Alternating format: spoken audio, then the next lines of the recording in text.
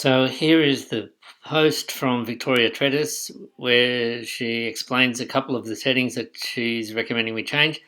Um, Meeting passwords enabled and the virtual waiting room turned on. So that all comes from this article here, which is this one here. Let's open that up.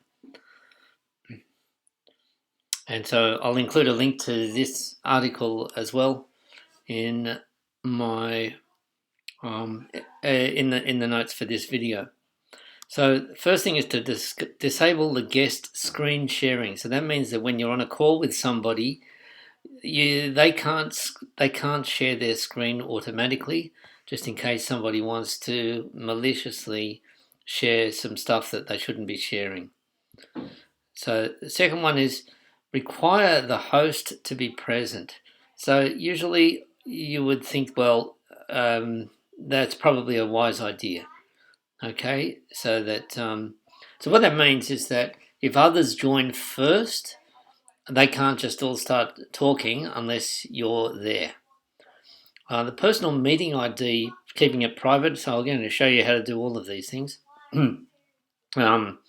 It's the problem with using that. I mean, the advantage of using that is that it's the same ID. Everybody, here is my default Zoom meeting ID, so people don't have to look it up each time.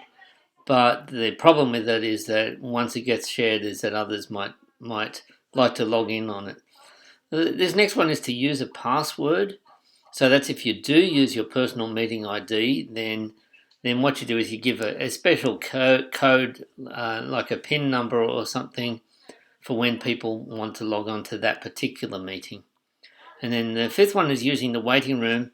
Well, this one's a bit of a double-edged sword because what that means is that every time somebody joins your meeting, they are put into a waiting room until you let them in.